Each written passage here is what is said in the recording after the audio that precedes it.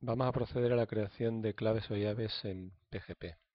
Tenemos abierto PGP Desktop, nos vamos al menú principal Archivo y tenemos la opción Nueva clave o nueva llave de PGP.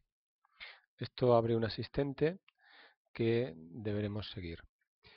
Bien, tenemos la presentación, le damos a siguiente una vez leído y tenemos que introducir la identificación de las claves que vamos a crear.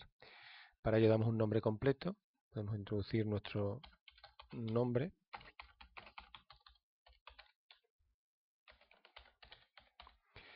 Y tenemos que introducir, y esto es mucho más importante que lo anterior, una dirección de correo electrónico principal y que no haya sido utilizada en ninguna otra clave de PGP. Esto nos permitirá compartir adecuadamente estas claves y publicarlas en servidores externos. Como podemos ver, aquí hay un botón que dice más. Si pinchamos aquí podemos introducir dos o más direcciones de correo electrónico secundarias. En cualquier caso, esta siempre será la principal. ¿De acuerdo? Bien, podemos pulsar en siguiente o si deseamos configurar con detalle las características de las claves que se van a generar, podemos pinchar en el botón avanzadas. Aquí aparecen las características técnicas de las claves, del par de claves que se van a crear. En primer lugar, podemos elegir el algoritmo entre dos opciones, RSA, que es la opción por omisión, y Diffie-Hellman DSS, que es la segunda opción. Son dos tipos de clave, dos tipos de algoritmos de clave pública que pone a nuestra disposición PGP. En principio, las características de ambos son igualmente buenas, ¿de acuerdo? Entonces, son razones técnicas la de elegir una u otra. El segundo parámetro importante es el tamaño de la clave. Como podéis ver aquí, podemos elegir un tamaño de clave para la firma y para la encriptación. El tamaño que podemos elegir está en los rangos que se pueden visualizar, de 1024 a 4096, y la opción por omisión es justamente la mitad.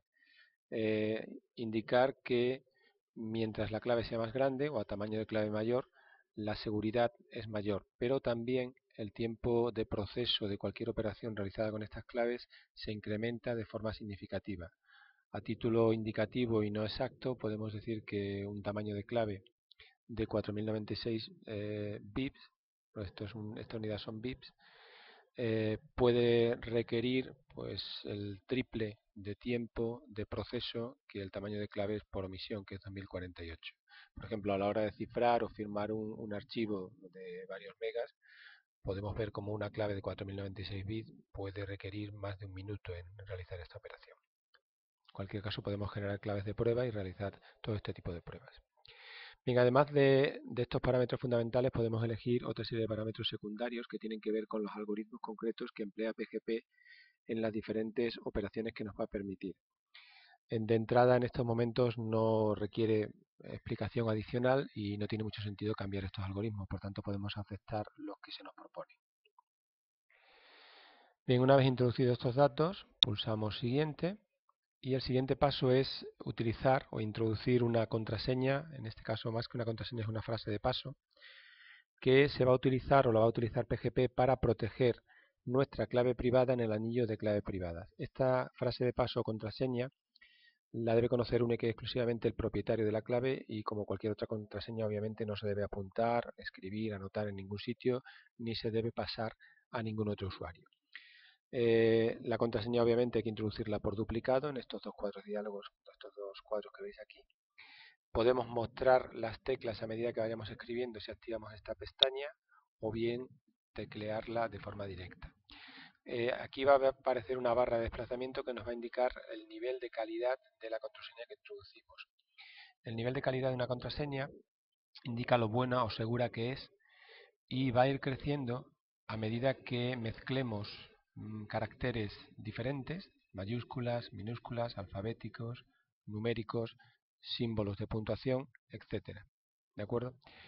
Obviamente lo lógico es utilizar una contraseña cuyo nivel de calidad al menos supere el 50%.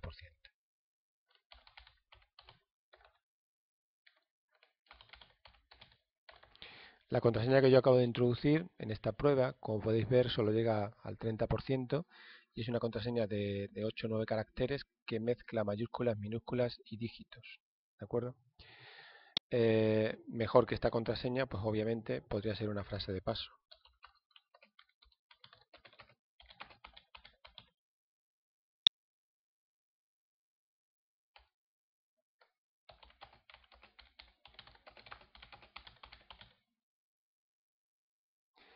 Bien, una vez introducida la contraseña por duplicado, pulsamos en siguiente y el proceso de generación de claves tiene lugar.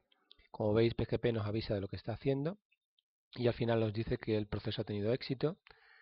Le damos a siguiente, el asistente finaliza la generación de claves y lo que vamos a notar o ver inmediatamente es que en el apartado de llaves de PGP, que es donde estamos actualmente, aparece la nueva clave que se ha generado con una entrada que actualmente está seleccionada. Como podéis ver, en esta clave aparece el nombre que hemos introducido, la dirección de correo electrónico y este indicador de verificación o verificado que nos indica que PGP confía totalmente en esta clave. Si dejamos el ratón quieto sobre esta clave, como podéis ver, aparecen estos datos y aquí aparece tanto el tamaño como este campo identificador.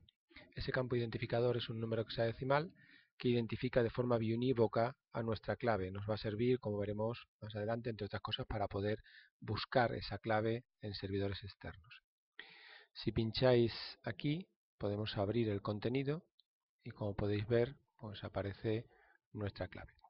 Si dejamos el ratón quieto y pulsamos el botón derecho, nos aparece este menú contextual en el que podemos realizar una serie de operaciones con la clave, entre las cuales está la de visualizar y modificar las propiedades de la clave.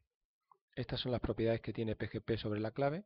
Como podéis ver, aparecen aquí todos los datos que anteriormente hemos podido ver, pero aquí podemos hacer muchas más cosas. Por ejemplo, podríamos añadir una marca biométrica, podemos añadir una fotografía, nuestra fotografía o cualquier tipo de imagen que consideremos oportuno, añadir más direcciones de correo, añadir o solicitar certificados, cambiar la contraseña o frase de paso que utilizamos para proteger y cambiar también algunos de los parámetros de nuestra clave.